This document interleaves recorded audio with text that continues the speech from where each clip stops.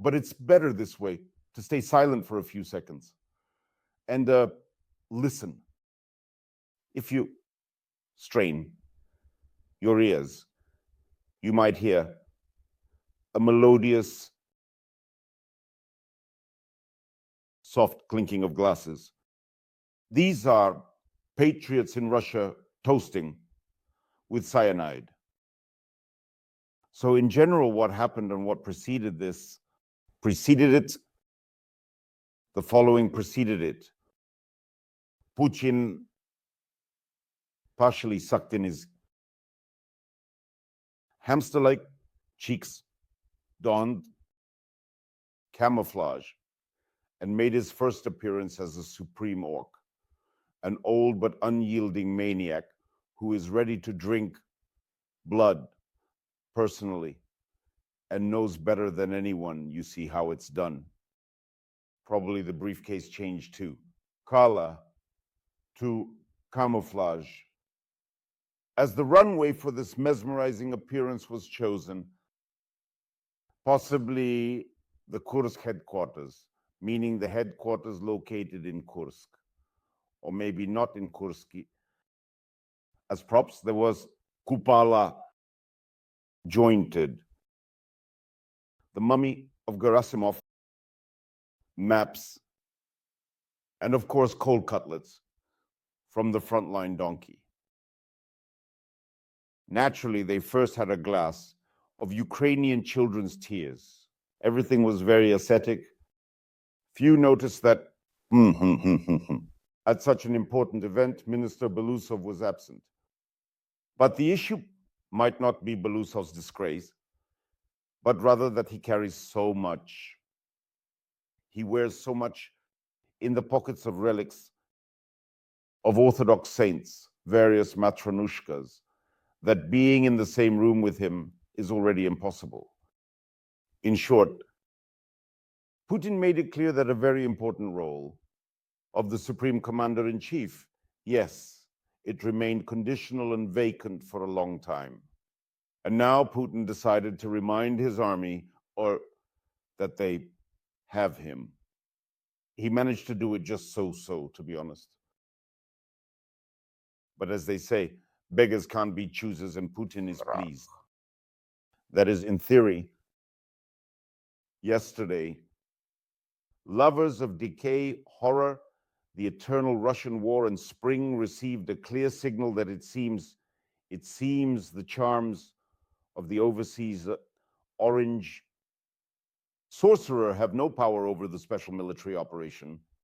No one yet understood what tomorrow would bring, and that Putin, who in general, on the armored car, was showing off as much as he could. What will he do from that armored car? He will be dragged down by his legs. And everything there was very nice. Gerasimov, who is known to be a fanatic of total mobilization, having bent this cutlet from the slush, started his favorite song about the need to mobilize and put 3 million orcs into boots, because blissfully mobilized, because they will feed the maggots. Well, Putin was enjoying his little suit, a god for 1,500 rubles, ruthless, the internet uncovered. And this, in general, all of this would be very funny if, unfortunately, we know that the antics of these demented elders have already destroyed cities, deprived people of their homes, ruined the lives of millions, and killed at least 1 million people.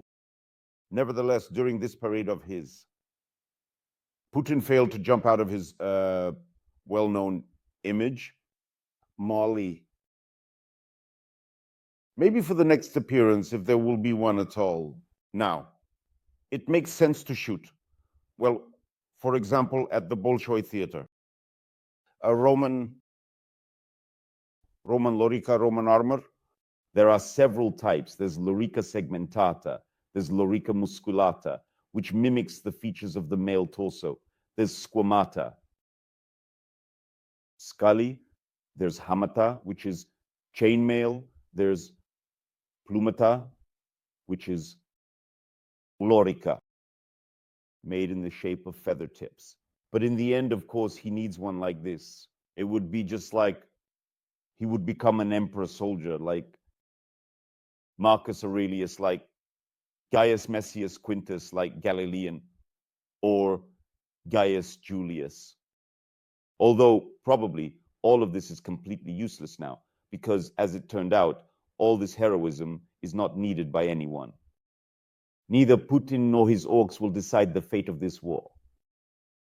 And this, of course, reached fully probably today, even to Putin himself. But in general, the internet mocked the poor guy.